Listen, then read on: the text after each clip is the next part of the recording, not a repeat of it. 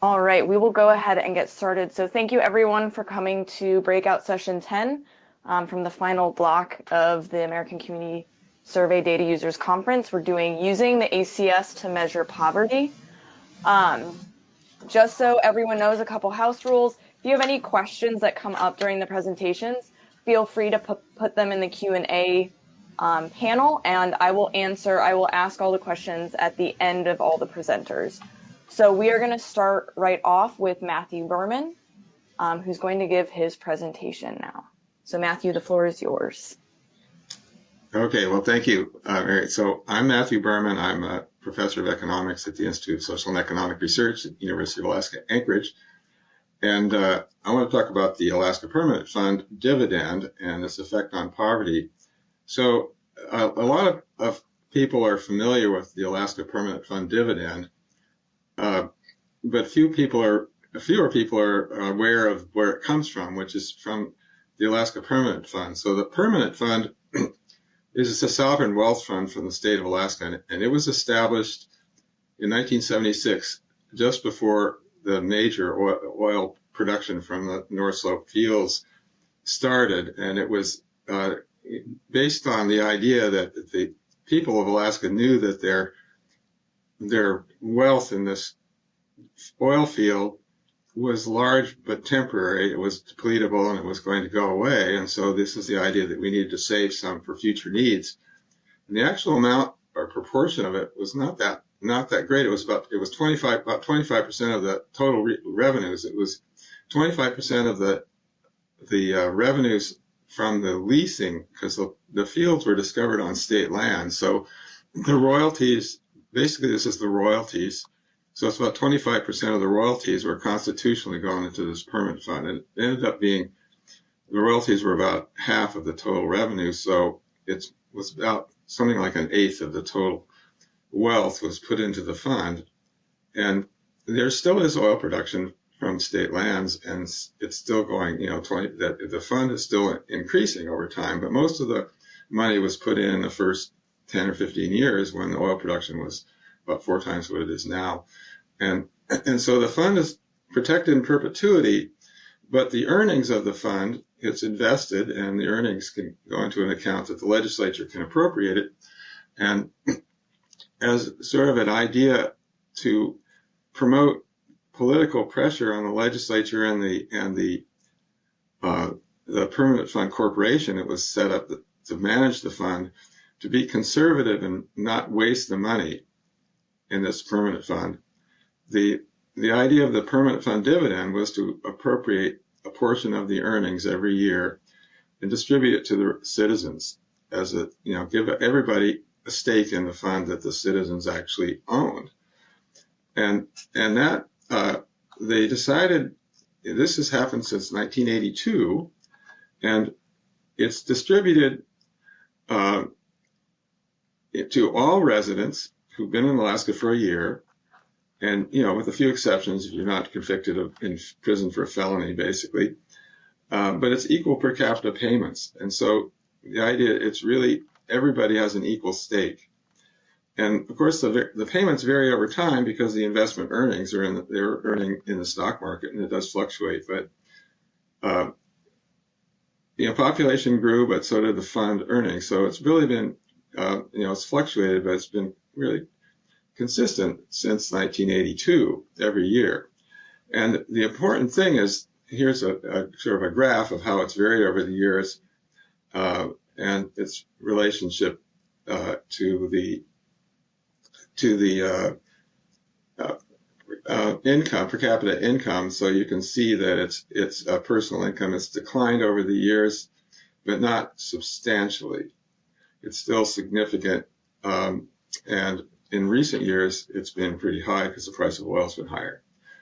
And it's given to everybody equally, but obviously the people at the bottom end of the income scale, it's a bigger percentage boost in their income. So it's highly progressive, if you think of it that way. And, here's the poverty ratio. It's, look at the details, but these change every year. But when you look at income, the PFD is a percentage of, how it's affected poverty. It really it's changed over time, but it's a similar kind of calculation. Now, the real problem with it is that the data, to try to figure out what its effect is on poverty, you need income data, and obviously the census is the right place to do it. And so, what we did was we looked at the American Community Survey, and before that the census long form, and look at the public use microdata samples, and they have the best information about household income, and it reports poverty. And so it should be a simple matter of just looking at poverty, the ratio of poverty to the threshold, which is reported in the ACS every year, and subtract out some income from the permanent fund dividend, see what it would be without it. Well, the complication is that the Census Bureau doesn't ask children under 15 about any information. There's no information asked of people about children under age 15 in the census, the ACS or in the current population survey. So the question is, well, are people reporting it? Well, the problem is they're not. It's like don't ask, don't tell. People are being pretty good at reporting the permanent fund dividends that they've received and the people over 15 have received. But when they're not asked about children under age 15, they don't report it. And so that's actually a lot of income, and it has a huge effect on poverty, as we'll see. So what we did in our study was we looked at the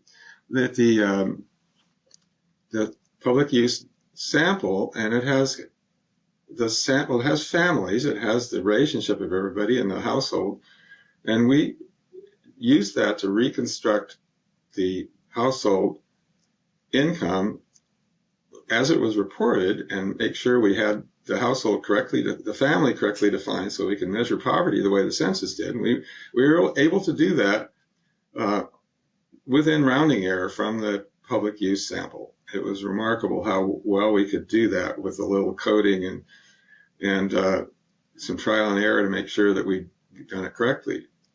It requires looking at the relationship status of every child or every individual to the household respondent, and constructing the family from that, and seeing how the poverty ratios were reported. And once we did that, we discovered that, well, if we look at the eligibility criteria for the permanent fund dividend, and we look at the totals that the state has actually paid in dividends, it was pretty clear that about something like 40% of the permanent fund dividend income is actually missing in the census, in the ACS, and before that in the census. So that makes a little complication. So what we decided to do was take the eligibility criteria and recreate what we think that household should have received, and reconstruct family incomes and reestimate the poverty ratio of income to the poverty threshold, and basically come up with a corrected estimate of what poverty actually has been in Alaska over the years and what it would be without the permanent fund dividend. So it turns out that the Census Bureau has really overestimated poverty in Alaska by a substantial amount. And so here's an example. When we redo the income distribution in the public use samples, this is I remember what year this is, but that's 2019. It showed, there's not that much of a difference in the income distribution, the Gini coefficient there. But if you go to the bottom, it's actually substantial. And so here's an example this is the poverty rates in Alaska over time. The blue bars represent our corrected estimate of what poverty really was, the poverty rate really was in Alaska. Add the yellow bar portion, that's what the Census Bureau reported. And the pink bar there at the top is what it would be without the dividend. And so you see it's, for example, in 2015 to 2019, the average there, poverty rate was about average 9.1%, and Census Bureau was reporting 10.4. And 11.6 was what it was without the dividend. So the Census Bureau is underestimating the effect of the permanent fund dividend by about half of total, almost half the total. And of course, that's because a large share of the poverty is actually children. And if we look at this regionally, these are the public use microdata areas that show geography in Alaska. 101 and 102 is Anchorage. We combine the two. 300 is sort of the other sort of conventional roads. 2 and 300 are the road system areas, and 400 is this rural Alaska that's not road connected, majority indigenous and quite poor. That's Puma 400. And so you can look at the, urban Alaska, it's pretty much like the state, reflects the state average. But for rural Alaska, poverty rates are way higher, and the permanent fund dividend there is making a difference of as much as 20, in some cases as much as 40% reduction in the poverty rate. Again, about half of that is actually reported in the ACS. For elders, you see the poverty rate's quite low, and there, because the elders are mostly reporting permanent fund dividends, the effect of the is quite small. And you notice 2020 I put out separately because that's got COVID funds in there, and obviously there's a difference there because of the COVID relief programs. But again, the permanent fund dividend is making a substantial difference for elders. For children, it's really large. You can see because so many children are not reporting it, the only part that's actually reported really is the parents of that household. That's allocated to the family for the children. And there again, you see 2020, the effect of the child tax credit. It sort of mutes the effect of the permanent fund dividend because there's less poverty. But it's still surprising how many children in Alaska are still poor. So just to summarize, we estimate the poverty rates from the PFD, it's 50 and 25,000 Alaskans with a population of 750,000. That's actually a substantial reduction in the percentage in poverty. And it means with the permanent fund dividend, Alaska is probably the most equitable income distribution of any state in the United States. It's fairly adequate to begin with, but it's even more so because of the permanent fund dividend. And if we eliminated or reduced it, it would raise the number of children, especially living below the poverty threshold, by substantial, anywhere from a third to a half, based on the rates over the past 5 years, sort of excluding the COVID relief funds, which are now gone, but the data is not really available to estimate the effect, for the past year, which is basically all it is. And what's interesting there is we notice the poverty rates haven't declined, and that's, I guess, really same as national trends, that poverty rates nationally are rising. And I just want to close with saying, well, what's the outlook for this program? Well, oil production is declining. The state doesn't really, we don't have state taxes, but we do have fairly substantial local taxes, and those are not just property taxes, but sales taxes are a big thing in local governments, because the property tax base is quite limited in many areas. And for income taxes, we don't have wealthy Alaskans. They don't live here. And so we'd really have to tax quite a bit to get a substantial revenues. And so the permanent fund dividend is being increasingly, subject to being reduced to take more of those permanent fund earnings and appropriate them to fund state services. And it's a very regressive, it's like a tax in a sense to people, because it's been going on for a long time. It's heavily institutionalized in the economy, and people expect it. And so it's really the most regressive way we can tax people possible. And so, of course, it affects poverty quite a bit. And so we're expecting these poverty rates to rise in Alaska. But unless the Census Bureau changes its methods, the official rates are not going to show that increase as much as it really is occurring, because they're not accurately recording the PFD. And I guess I put in a plug there for when they go in and put in noise in the American Community Survey and they change the public use sample. I hope they do it in a way that allows us to continue this research to correct errors like the ones that we found. So with that, I'll close and thank you. Thank you, Matthew. And we will jump right along to Jonathan Buttle. And again, while we're having Jonathan bring his presentation up, feel free to put your questions in the Q&A panel or the live chat, and we will get to them at the end of all of the presentations. And Matthew, is there a little close stop screen share button there? I need to stop screen sharing. Okay, where do I do that? There should be a little blue stop screen share either at the bottom of your slide there. There you go. Hopefully I did it. Yep. Thank you. Thank you.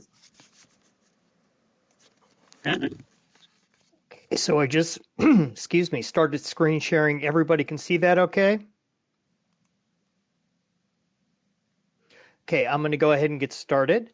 My name is Jonathan Buttle. I am a research data specialist with the California Department of Finance. My presentation today is going to be on a correlation analysis of the ACS Supplemental Poverty Measure geographic adjustment. The presentation, I'm going to start out with a very brief history of the Supplemental Poverty Measure. Next, take a look at the definition of the geographic adjustment, paying particular attention to the median rent index. We'll move on to the ACS compared to the CPS geographic adjustment. We'll discuss the findings for the correlation analysis, and then I'll talk briefly on using the geographic adjustment in regression analysis for prediction for poverty and domestic migration. Oops, there we go. Okay, so the supplemental poverty measure was developed to incorporate family resources and expenses not included in the official poverty measure. It adjusts thresholds to include geographic variation in housing costs. It's considered a research measure and not a replacement for the official poverty measure. The SPM has been published as part of the annual CPS Annual Social and Economic Supplement since 2009, and it's representative for poverty estimates at the national level. Census Bureau recommends, if you're going to use it, for subnational estimates that you combine and average over 3-year estimates. Okay, so let's talk about the ACS implementation. Because the ACS has a much greater sample size than the CPS, can be used to produce single-year estimates at the state and sub-state levels. It can also provide users and researchers a way to explore the SPM at different geographic levels and for different demographic groups. Like the CPS ASEC, the ACS release allows joining of the SPM variables to the ACS microdata sets. And the Census Bureau has released the ACS SPM for 1-year ACS PUMS microdata sets for the years 2009 to 2019. For my analysis, I pretty much only looked at the years 2012 to 2019. And the reason is because the has to do with the public use microdata areas for 2012 to 2019 were based on the 2010 census, so I wanted to have that consistency. Okay, so talking a little bit more about the implementation, the poverty thresholds are based on out-of-pocket costs of a basic set of goods and services, which includes food, clothing, shelter, utilities, telephone, and in more recent years, the internet, as well as a small fudge factor for additional costs. The poverty thresholds are identical between the ACS and the CPS SPM implementations. The thresholds are produced by the Bureau of Labor Statistics using 5 years of quarterly consumer expenditure survey data for all consumer units with children lagged by 1 year. And the base thresholds are adjusted for 3 housing groups: owners with mortgages, owners without a mortgage, and renters. Okay. So what exactly is the geographic adjustment? Well, it's used to adjust base poverty thresholds in the SPM for price differences. The first step in the calculation is to determine the median rent index. Once that's done, the median rent index is then adjusted by the share of the housing and utility costs for the 3 household types. And the data source for the median rent index calculation is the 5-year ACS, preceding year 5-year ACS. Okay, so the next slide talks about the median rent index and it's defined as the ratio of the median gross rent, which include utility costs, for a 2-bedroom, 2-bath unit with a working kitchen and bathroom for a specified geography to the median gross rent for the same type of units at the national level. Once the median rent index is determined, the geographic adjustment is then calculated by adjusting the median rent index using housing and utility threshold components share for each of the household types. And the housing share is defined as the percent of the threshold, which is represented by housing and utilities, which typically range between 40 and 50% of total expenditures.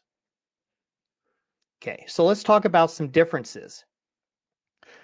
For the CPS calculation, the median gross rents are calculated for metropolitan areas large enough to be identified in the public use CPS ASEC file, for non-metropolitan areas, and for a combination of all smaller metropolitan areas within a state.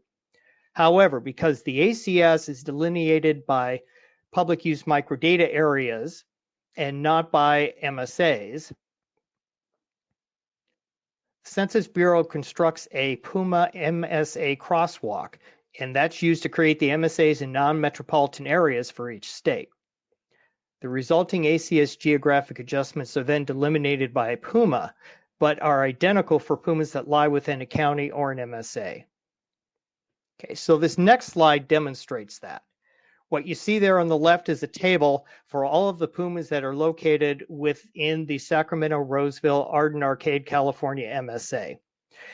You can see that for all of those PUMAs, looking at the median rent index as well as the geographic adjustments for each of the household types, that they are identical across the PUMAs.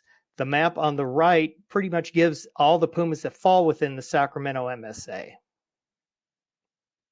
Okay, so let's talk a little bit about geographic adjustments by state. The states with the largest geographic adjustments as of 2019 were Hawaii, California, Washington, D.C., New Jersey, and Maryland. The states with the smallest geographic adjustments, also for 2019, include West Virginia, Arkansas, Kentucky, North Dakota, and South Dakota. On the plot on the right, you can see the United States average there, roughly just about above the value of 1.0. And up towards the top, you can see the California averages, which is light blue with the light blue dots. And California is just below Hawaii in total costs. Okay, so looking at the same thing, the geographic adjustments by state, but this time for the base median rent index. Again, the top 5 states are pretty much the same as they were for the geographic adjustment: Hawaii, California, Washington, D.C., New Jersey, and Maryland. And the states with the smallest base median rent index, again, as of 2019, are Arkansas, West Virginia, Kentucky, Mississippi, and South Dakota. And you can see on the plot on the right looks pretty much identical to the plot that we had just looked at for the geographic adjustments. The difference is simply in the scale. Okay, so let's talk about the correlation analysis. My analysis of the ACS geographic adjustments showed that the average level of the adjustment over the period 2012 to 2019 is significantly correlated with the change in the adjustment over the same period. Additionally, substituting a 2012 geographic adjustment value as the base value for the average values also resulted in statistically significant correlations, although at slightly smaller values. This result implies that PUMA's relatively higher average geographic adjustment values saw increases in their geographic adjustment values over the period 2012 to 2019, while areas with relatively lower average geographic adjustment values experienced smaller increases or even decreases. Okay, so this next slide takes a look at the geographic adjustment for all PUMAs and states in DC. You can see the correlation coefficient there ranges from 0.35 to 0.47. It's statistically significant across both the percentage change as well as the simple adjustment change. The two charts on the right, the two scatter plots on the right, show for the percent change as well as the regular change, numeric change. They also include the regression equation. All coefficients for the regression equations are statistically significant, and they report an R squared of roughly 0.21 and 0.193. Okay, so the top 5 pumas by geographic adjustment value are all located in California, specifically Santa Clara County. By contrast, the bottom 5 pumas by geographic adjustment change are a little bit more spread out, and they include pumas in Georgia, Maryland, Florida, and Mississippi. Okay, looking at the same analysis this time for the base median rent index, you can see the correlation coefficients range from 0.31 to 0.45, again, statistically significant. And you can see the scatter plots on the right look pretty similar to what we just looked at for the geographic adjustment as a whole. Again, the plots include the regression equations, linear regression equations. All coefficients are statistically significant, and you can see this case that the R-squared is a little bit lower, 0.19 instead of 0.2. Okay, again, top 5 pumas, this time for the median rent index. Again, all 5 are in Santa Clara County here in California. The bottom 5 pumas, again, are the same as they were for the geographic adjustment values for the states of Maryland, Georgia, Florida, and of course the 2 in Mississippi. They basically just swapped out the top 2 spots. Okay, so this time let's take a look at the geographic adjustment correlations by state. What I found is that 27 states have positive correlations, whereas 24 states had negative or no correlation. For positive correlation, the top 5 states include Vermont, Oregon, District of Columbia, and Colorado. Interestingly, though, with the exception of District of Columbia, these are not the most expensive states typically for a person to live in. There's really not a particular pattern in expense versus state correlations for no correlation or negative. The correlation values per state range from 0.99 from Vermont to minus 0.97 for Louisiana. Okay, looking at the same thing for the base, median rent index correlations. Positive correlation, states with positive correlations drop from 27 to 18. Negative correlations drop from 10 to 8, and no correlation increase from 14 to 25. Again, looking at the top 5 positive states with positive correlation, again, Vermont and Idaho, Arizona, New Hampshire, Oregon, this time not including the most expensive states. The implication here is that the housing type adjustment impacts the correlation at the state level, but not necessarily at the pumas. Okay, so let's take a look at the prediction results. The predictive value of the geographic adjustment was tested across 2 variables, poverty and domestic migration. The poverty variable was SPM poverty. Domestic migration was a simple 0 or 1 index variable for whether or not somebody migrated in the previous year. It employs a logit regression, which estimates the probability of an event occurring based on independent variables. The dependent variable is always going to be either 0 or 1 and is transformed by the regression equation into a probability of success. So taking a look at the results for poverty, 1 being SPM poor, 0 being not poor, the regression results found that a unit increase in the 2012 to 2019 geographic adjustment change predicts a 29% increase in the odds of being in poverty. Compared to that, a unit increase in the percent change predicts a 6.2% increase in the odds of being in poverty. Now, including the mortgage type variable returned mixed results. Regressions including the mortgage type variable holding the mortgage component constant in the regression returned a negative coefficient for the change in geographic adjustment. In other words, a unit increase in the change would result in a negative change in the odds of being in poverty. Regressions that filtered by each mortgage type returned negative coefficients, and the regression results for owners with a mortgage were not significant as of the p-value for the f-test. In addition, the correlation for that particular regression change was not significant. In other words, no predictable relationship. And you can see the results of that on the right side of the slide with mortgage for owners with a mortgage being up top. And you can see that the probability being 0.1 for the coefficient. Okay, moving along to domestic migration. keep in mind that the ACS is limited in its migration variables. It only includes variables that have the location of the previous year's place of residence for people who moved, both state and MIG-PUMA. So as a result, I had to construct a special variable. The independent variable for this regression is a modified version of the 2012 to 2018 change.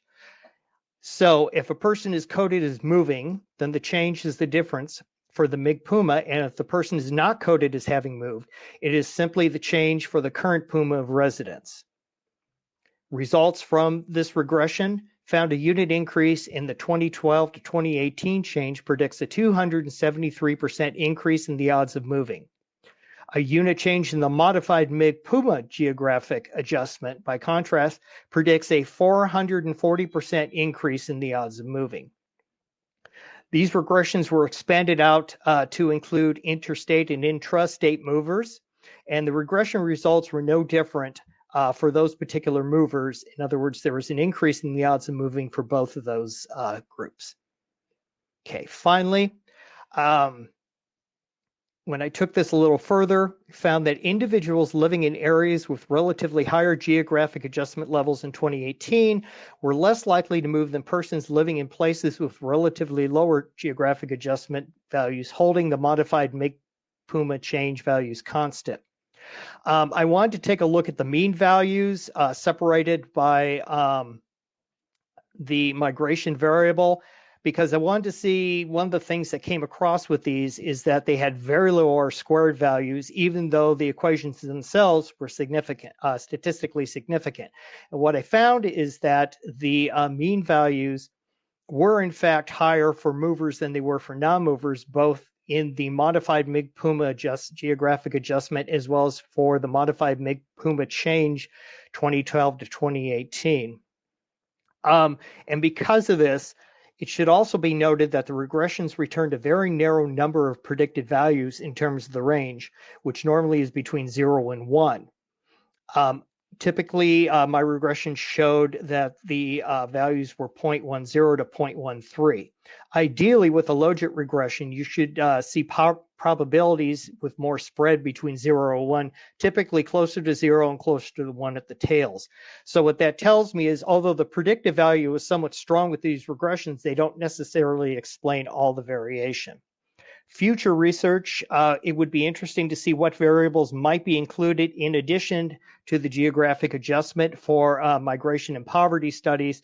It would also be interesting to see if the geographic adjustment can replace other variables used to track housing costs. That's the end of my presentation. Thank you very much. Thank you, Jonathan. And we are going to move over to Brian Glassman. Okay, coming right up.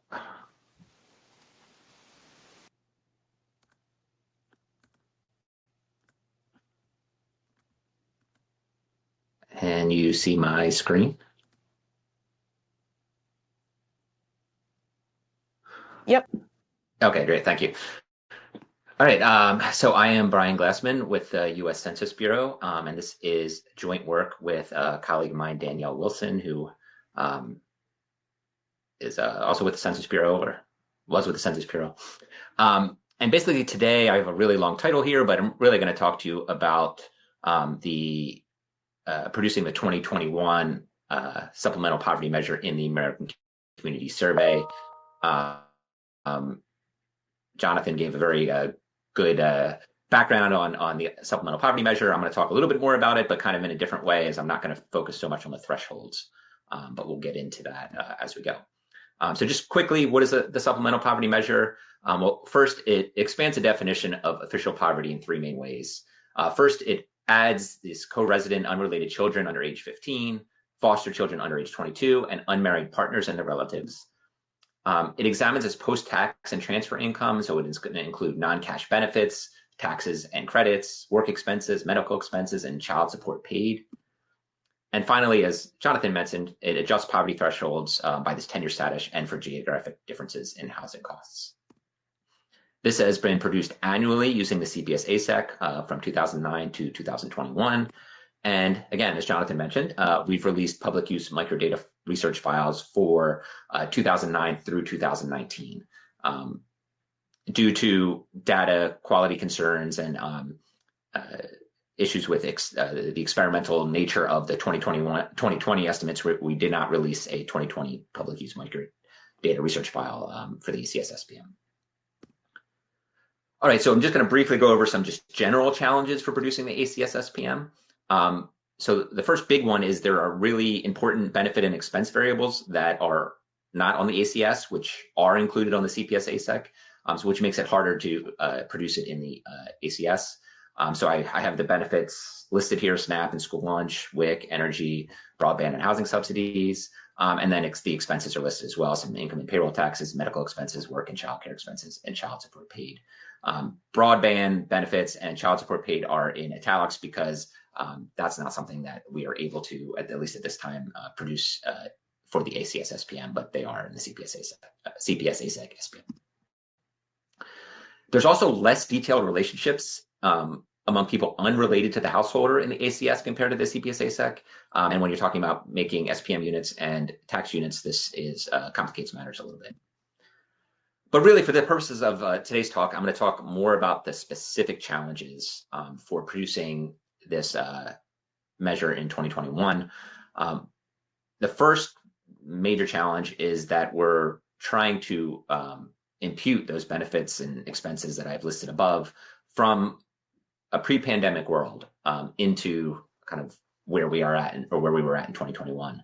So we have this massive shutdown of the economy. We have changes to standard school lunch methodologies. A bunch of schools closed, and then there was this distribution of benefits on these pandemic electronic benefit transfer cards.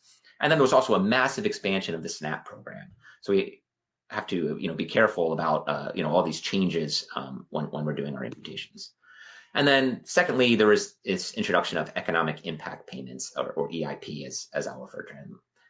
And I'll talk briefly why that's an issue. So in the CPS ASEC, they were able to add a question or questions that explicitly asked about the receipt and the amount of the electronic impact payments or the stimulus payments. Secondly, this question that I've listed here from the CPS ASEC is about public assistance, and it explicitly says do not include your federal stimulus payments, those EIP payments, in this value of public assistance. However, in the ACS, we kind of have two issues. One, there was no questions about EIPs added to the ACSs. So instead, we estimated the value of electronic impact payments, economic impact payments for the ACS SPM using NBER's tax-in. And secondly, in the question, there were not instructions. Now, there were instructions in the help text. However, these were not readily available for people with paper surveys, and there's evidence that people who answered the ACS on the internet did not access this help text very often. So this is a concern that they may have reported these EIPs as public assistance. All right, again, briefly, we're not talking about general challenges for this paper, but we address these benefit and expenses being missing by imputing these values from 3 years of CPS ASEC data. And then we use NBER's tax-in for income and payroll taxes. For the detailed relationships, we create tax units and SPM units using spousal and parental pointers from IFM's methodologies. Both of these I'm happy to talk to with anyone offline or later, but again, really for the purposes of this paper, we're looking at these specific challenges in 2021. All right, so to address this idea of imputing benefits from a pre-pandemic world, we're going to look at the use of using less than 3 years of CPS ASEC imputation. So rather than imputing from 20, 21, and 22, or 19, 20, and 21, we're going to try using 2 years and 1 year, and we'll look at the effects of that. And then for the economic impact payments, we're going to explore some different modifications of the economic impact payment for SPM units that report receiving public assistance. All right, so kind of a lot going on in this figure, but basically what you're looking at here is the difference in conditional means for each one of these benefits. So you see on the left, you have school lunch, SNAP, capped housing subsidies, energy assistance, WIC. and you're looking at the difference in the number of years of CPS ASEC used in the imputation for each benefit or expense. So the blue is 2 years minus 3 years, and the orange is 1 year minus 3 years. And really, I would say there's two main takeaways that I think you can take from this figure. One, and if you look to the right of 0, that means the original method or this 3-year method is understating benefit expenses. To the left, it's overstating. So the main takeaway is that 3-year method understates school lunch, SNAP, and energy assistance compared to both 2-year and 1 year. And it's also overstating medical expenses compared to these other years. Secondly, 1-year levels are higher than 2-year levels, right? So if we're only using 1 year of CPS ASEC, we're going to see higher levels of school lunch, higher levels of SNAP benefits, and higher levels of medical expenses than we are with 2 years. And so this is for 2021. If we look at the same analysis, looking at the 2019 ACS SPM, we don't see the same differences, right? So there's much smaller differences between the 2-year and the 3-year and the 1 year and the 3-year. And so we can say, well, there is this difference when we look at 2021. There's not so much of a difference when we look at 2019. So maybe this is due to this pandemic shift in these benefits and expenses. So I would say that's the key takeaway there. Going further and looking, okay, well, what's the effect on the ACS SPM rate? If we look at that first column, it's 3 years of CPS ASEC. That would be using our original methodology that we've used in every other year. If instead we use 2 years of CPS ASEC, we see that while there are changes, none of them are significant changes in the ACS SPM rate for all people or for these different age groups. But if we use 1 year of CPS ASEC, right, we saw these much bigger differences in the benefit and expenses, and we now see significant differences in the ACS SPM rate. And then furthermore, just to kind of do, look at how is this previous? Is this just due to using 1 year of CPS ASEC? If we look at 2019 ACS SPM, we don't see any significant differences between the 2-year and the 3-year, or between the 1 year and the 3-year, right? So in 2021, if we use 1 year, we see these significant differences. We see these higher significant benefit and expenses. If we do the same thing in 2019, we don't see this. So our solution to this issue is to use just for this year, 1 year of CPS ASEC for the benefit and expense imputations rather than the traditional 3 years. And just as a potential caution, or like, why did we use 3 years to begin with? And I think Jonathan mentioned in his presentation, the Census Bureau recommends the use of 3 years for state level estimates, and in pretty much all these imputations, we either do them by state or we use a state level variable. So there is some concern about the representativeness of some of these imputations for smaller states. All right, the second area we were talking about is possible misreporting of economic impact payments as public assistance.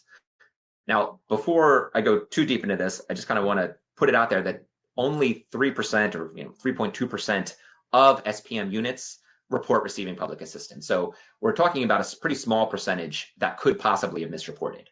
However, we do find some suggestive evidence that there is misreporting going on. If you look at that those first 2 bars where it says any, there is a significantly higher public assistance in 2021 compared to 2019. And really, that in and of itself doesn't tell us anything, but we also see at some different levels, 1,200, 2,000, 3,000, 4,000, 5,000, 10,000, we see maybe some evidence of possible bunching occurring at these different values. And this kind of led us to look at some different or other areas where we might see some evidence. And here I have 2 different lines. One is aggregate public assistance. So that's the total amount of public assistance received by all SPM units. And the second is percent receiving public assistance. So what percentage of the SPM units actually received the public assistance. And and these are both ratios of the ACS to CPS ASEC. So if the ratio is equal to 1, they're equal. And so for every year that we looked at, or every year that is produced, it's above 1. So for both of these, both ratios, or both aggregate PA and percent receiving PA, are larger in the ACS than the CPS ASEC. But really what we want to look at is, okay, how does this change from 2019 to 2021? And you can see that there are pretty large increases. For the percent receiving public assistance, that increased from 2.29 to 3.26. And for aggregate, it increased from 1.61 to 3.58. So a large increase in both the percent of people receiving public assistance in the ACS compared to the CPS ASEC, but also the amount that they are receiving. And to look a little bit more explicitly, we do one more figure that has conditional means. And really, I just want to point you to comparing 2019 to 2021. And if you look at the CPS ASEC, there's no significant change. I know you can't see it on here, but there's no significant change between 2019 and 2021 in conditional means. And this is all in 2021 dollars. But if you look at the ACS, there is a fairly large increase. It increases by about 60%. Okay, so with all of these figures, we believe we find suggestive evidence and fairly convincing suggestive evidence that there's been at least some misreporting of economic impact payments as public assistance in the ACS, but not in the CPS ASEC. So this is something that we figure that we have to correct for, even though it only affects at most 3% of SPM units. So what we did is we offer some potential solutions, and these are bound at the top by our current method, which doesn't do any correcting, and the bottom by really the most extreme method, which would just to be zero out all economic impact payments if people are receiving public assistance. So I'm not going to go through all these different methods, just say, these are some that we considered, and we thought the most rational, the most reasonable one was, if people are receiving public assistance or more public assistance than they are economic impact payments, we're just going to subtract off the economic impact payments, because that at least seems like the most likely people who could have misreported. And you see, I don't have that. The ones that are starred are ones that are significant changes. So that does not even change the SPM rate, ACS SPM rate significantly by doing that method. Finally, if you put both possible changes together for 2021, we see that the current or the original imputation methodology, we had a ACS SPM rate of 9.87. If we did the 1-year imputation fix rather than the 3-year, it significantly decreases to 9.68%. Not a big decrease, but it is a significant change. As I just showed, the public assistance fix increases, but it's not a significant change. And then if we do both fixes, both the public assistance fix and the 1-year imputation, we're left with an ACS SPM rate of 9.73, a significant decrease from the original rate, but not a large decrease. So to just kind of sum up, we are recommending 2 changes to the production of the ACS SPM for 2021. To adjust for these major changes to the economy and to the benefits and expenses, just the use of 1 year of CPS ASEC for the benefit and expense imputations rather than the traditional 3 years. To adjust for the potential double counting of the economic impact payments, we're suggesting that we subtract this EIP from public assistance for SPM units where the public assistance is higher than the EIP. So as far as like our next step, hopefully in the coming month or 2, we hope to release the 2021 ACS SPM public use file. And this is a research file that hopefully people will use and can also make further suggestions on how we can improve our imputations. And I got ahead of myself there. Improvement of our imputation methodology. This is something that we hope to work on in the future, but we also hope to get feedback from the research community on how maybe we can improve our imputations going forward. And finally, kind of as the next step is, so as Jonathan mentioned, we produce ACS SPM estimates, or the public use file has PUMAs. We would like to explore the production of county or other smaller area ACS SPM estimates in the future. And that is all I have. Thank you for listening. Thank you, Brian. And I'm going to turn it over to our final presenter in the session, Annie Kuklik. And again, just a reminder, if you have questions, to put them in the Q&A panel. Great. I'm just going to start my screen share here.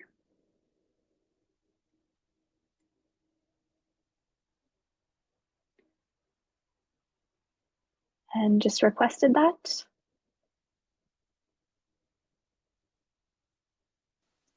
Okay, so hopefully everyone can see that. Good afternoon, everyone. Thank you for attending these. My name is Annie Cooklick. I am a researcher at the Center for Women's Welfare at the School of Social Work at the University of Washington. We are going to be talking today about research that we completed last year on the American Families Plan impact on Washington State working families' ability to meet basic needs. We recognize that the American Families Plan did not pass into law, but our research finds really compelling evidence about the AFP's provisions to meaningfully help working families in Washington State who might be struggling with low earnings that aren't covering basic costs.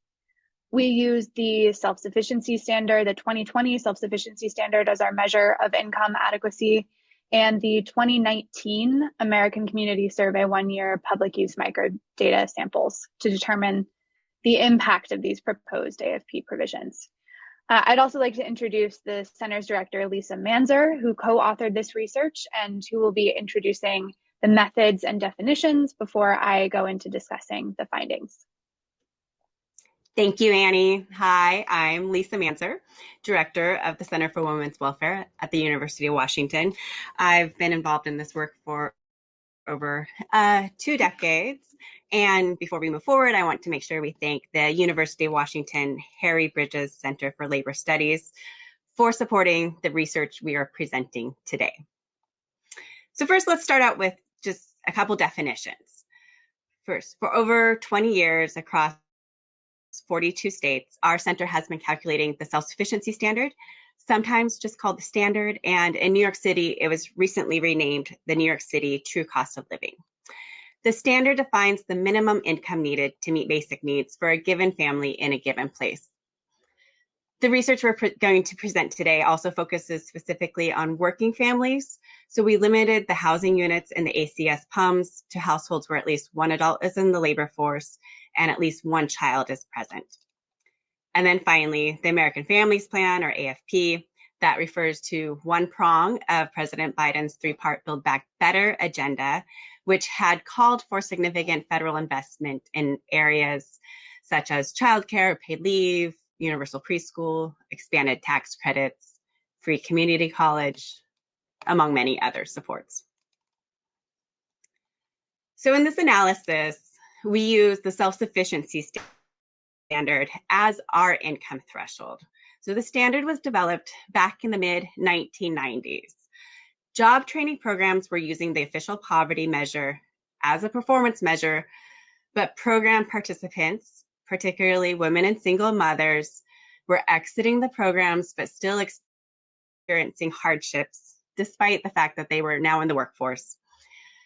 So the poverty measure wasn't accounting for the actual costs of living participants were facing. It was, it's only based on one cost, the cost of food. Additionally, it didn't include any geographic variation, and it doesn't account for the ages of children. Yet childcare can be a big expense for families with young children. So the standard was developed to address these limitations. It calculates the income necessary to cover the cost of basic necessities for households with working adults without the inclusion of public or private benefits. It takes a market basket approach of measuring the cost of each basic need individually, not just food costs. So we look at the cost of rent and utilities, childcare while parents are working, groceries for food prepared at home, costs for commuting to and from work, employer-sponsored health insurance and out-of-pocket expenses, and some miscellaneous expenses to cover things like cell phones and broadband, clothing, paper products. And then we assume that this income is earned, so we include payroll taxes, income taxes, and tax credits as well.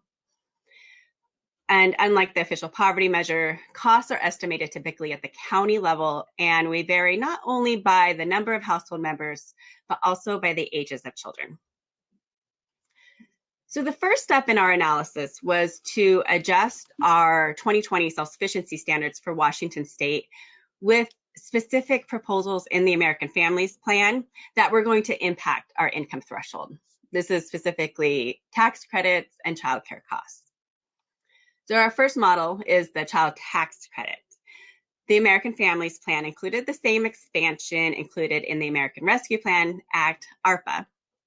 So as in ARPA, the AFP would have increased the child tax credit from a maximum non-refundable credit of $2,000 to a fully refundable credit of $3,600 for children under 5 years of age and $3,000 for children 6 to 17 years of age. The American Families Plan also proposed making the child and dependent care tax credit expansion enacted in ARPA permanent.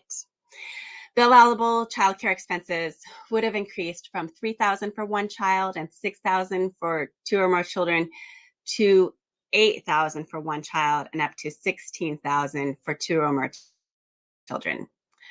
The proposal also made the child dependent care tax credit fully refundable and increased the maximum credit from 35% of allowable expenses to 50%. The AFP also included the development of free, universal, high-quality preschool programs for all 3 and 4-year-old children. We incorporated that into our analysis by setting childcare expenses to $0 for preschool children in the standard.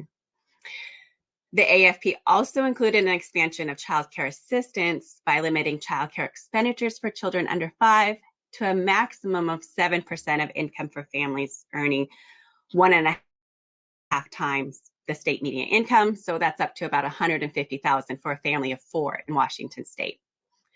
And then finally, we did a combined model where we included each of these individual models into the self-sufficiency standard. So that includes, the child tax credit, child and dependent care tax credit, the free universal preschool for 3 and 4-year-olds, and then setting child care expenses to a sliding scale. After we update our cost model with each American Family Plan proposal, we create a new set of adjusted self-sufficiency standards for each of those proposals for over 700 family types in each Washington county. So the second step that we took in this analysis is where the American Community Survey really comes in. So we wanted to estimate the number of households at risk of not meeting their basic needs according to the self-sufficiency standard by using the 2019 American Community Survey one-year public use microdata sample. The 2020 data was, of course, not available. So since the standard estimates the cost of living at a basic needs level for working families, we removed from our sample household members not expected to work, that is seniors as well as adults identified as having work-limiting disabilities. We also remove any income that they have from the household total income. We exclude group quarters as we're assuming that all persons are sharing resources. And then finally, for the purpose of modeling the American Families Plan, we limited our sample to households where at least one adult is in the labor force and at least one child is present in the household.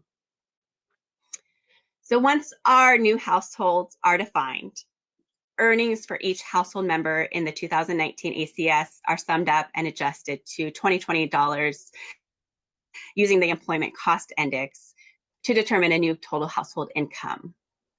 Total household income in the ACS was then compared to the appropriate annual self-sufficiency standard based on the household's PUMA location, the number of adults, as well as the number and ages of children. This allowed us to create a simple assignment for each household if they had, whether or not they had adequate income or had inadequate income. And we repeated that analysis for each model that we were testing. So that's a little bit of our methods that we undertook. And I'm going to pass it back to Annie to share specifically the findings that we had. Thank you, Lisa. Yeah, so using the methods that we just described in the previous slide, we found that at the baseline, without any American Families Plan intervention, 31% of working families with children in Washington were unable to meet their basic needs as defined by the self-sufficiency standard. As a reference of what the self-sufficiency standard is for a family, we can look at a family of a single adult with an infant and a preschooler living in Seattle or King County and determine that they need about $100,000 per year to cover their basic expenses, which does include taxes and tax credits in 2020.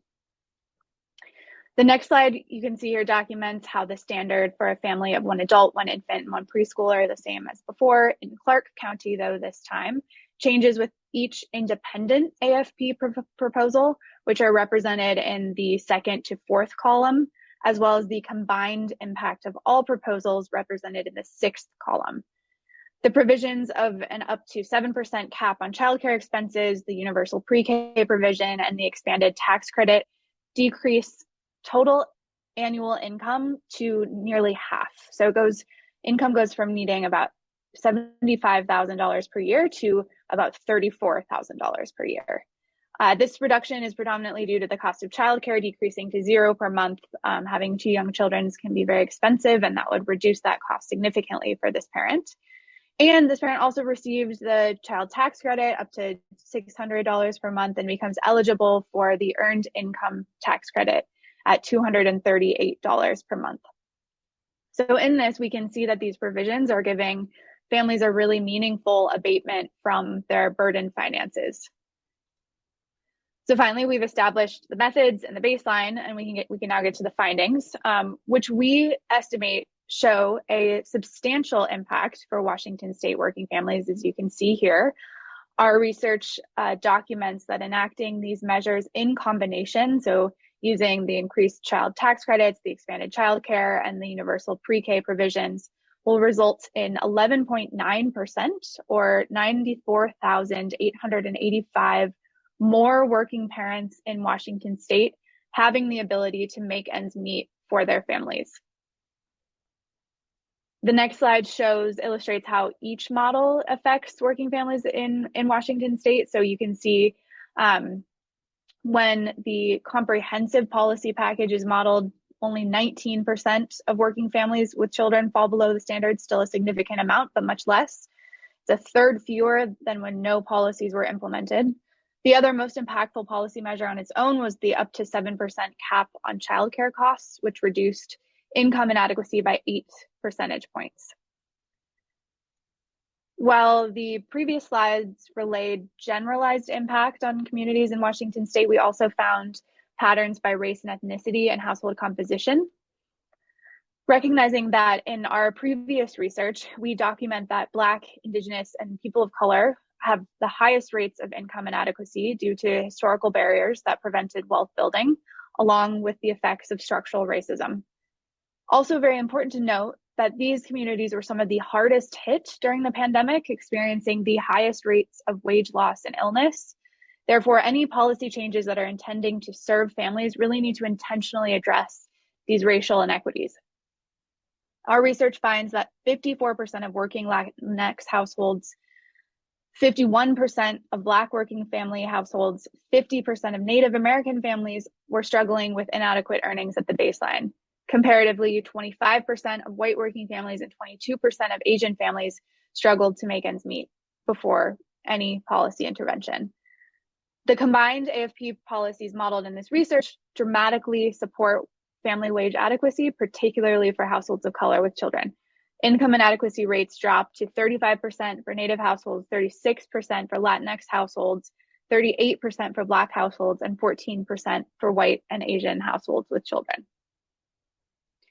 When analyzing this research and the impact by household composition, we document that single mothers are often experiencing the highest rates of income inadequacy in Washington state, with 57% of all single mothers in Washington not having incomes that supported their basic needs. A large percentage of single father households also struggled to make ends meet, with about 40% not able to cover their costs. With the combined impact of all four policies, these percentages decreased to 12% for married couples, 23% for single father households, and 41% for single mother households. 41% is still a very large percentage.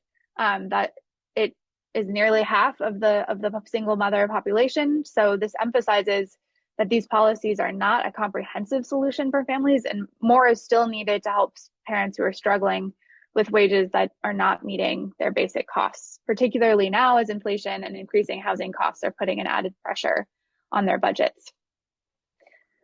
So to wrap up, when this research was originally undertaken, the American Families Plan still had hope of passing through the Senate, bringing with it some much needed relief for American families who are battling the dual threat of the economic shutdown from the pandemic and a longer trend of growing inequality, often as the result of ongoing institutional racism. The 2021 American Families Plan did not pass into law, but studying the impact of the combined and individual proposals really demonstrates the immense possibility these policy mechanisms can offer for families. And just to wrap up, this presentation focused on the impact by race and ethnicity and household composition, but we also did geographic analysis and analysis by top occupation that we just didn't have time to go over in the presentation today. But if folks attending this call are interested or have questions about those impacts, I would be more than happy to answer those questions in the Q&A.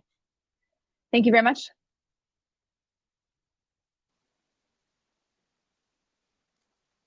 Thank you, Annie and Lisa.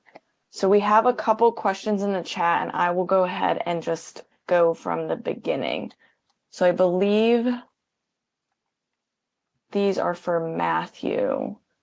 So I'm not sure Matthew's in the session.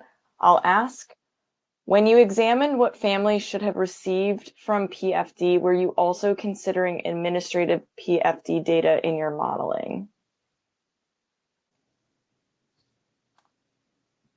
And Matthew, you're on mute. If you can unmute yourself with the little microphone icon below the screen there on the left-hand side. Okay, can you hear me now? Yes. Yeah, sorry. So when I talked about the correction we did, that's exactly what we did. We used the administrative data to look at we used the rules for the permanent fund dividend and the ACS questions on mobility to make sure people lived in the state for a year. But to check the validity, we use the administrative data for the total. We don't have administrative data for the individuals because we can't match them to individual ACS funds people because we don't know who they are.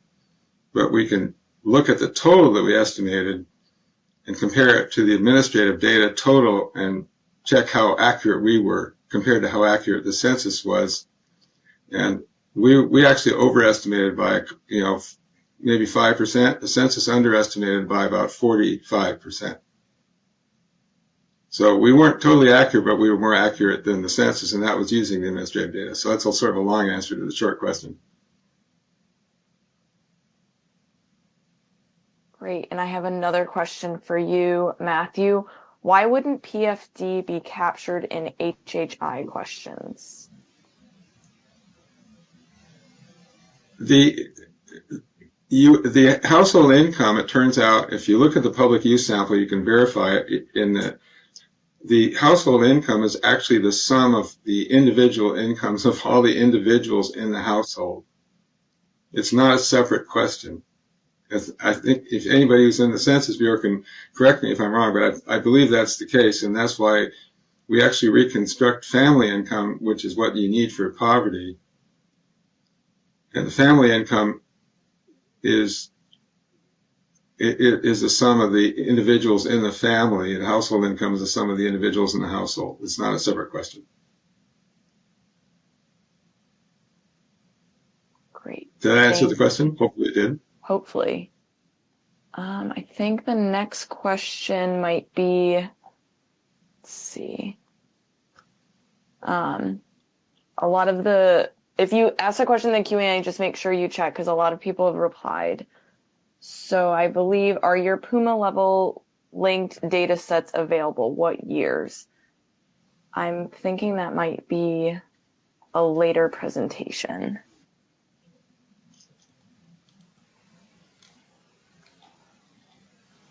Or I will jump to... Was that for the linking the ACS to the supplemental, to the ACS, the supplement, whatever it is, the annual supplement to CPS. That's what's linked to the ACS, I think, in the data set. And they were wondering if they were linked, what years were available, if they were available. So I will... The Puma level, yes. That would be asking for the data. So I'd love to have that too, if it's available. All right, Brian just answered another question. And it looks like you are correct, Matthew, what you were saying. Somebody in the chat did say it was correct.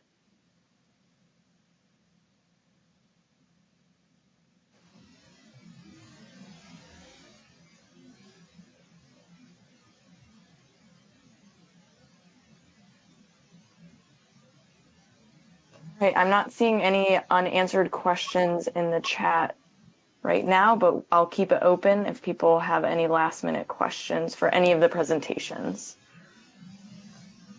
Do any of the panelists have questions for other panelists? I know that since you're all working on poverty topics, I just thought I would ask.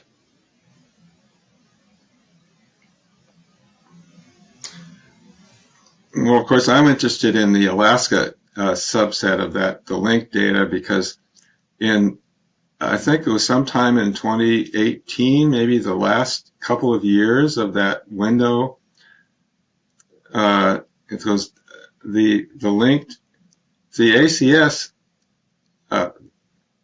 didn't change the questionnaire, but the CPS and their annual supplement asks, I believe they asked specifically about permanent fund dividends.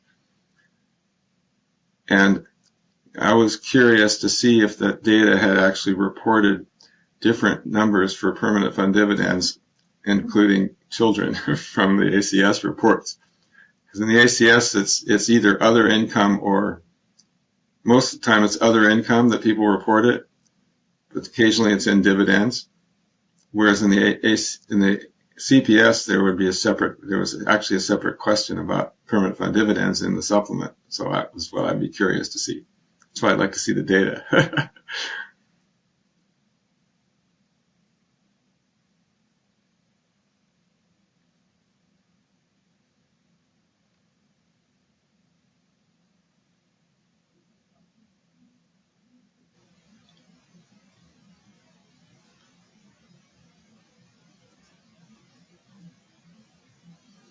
I'm seeing a couple questions did come up, but they all got answered in the chat. The question about, just to clarify, the question about the Puma level linked data sets was regarding the University of Washington data set. So that final presentation from Annie and Lisa. Oh, it's different. Yeah, and David, apologies. I meant to expand that reply, and I'm having a hard time expanding it currently. But on the data tab, there's a little bit more information broken down by Puma and county. If you're looking for more detail, I'd be happy to talk to you. I can share my email, or if that's not already shared, then we could potentially communicate that way too for additional detailed data.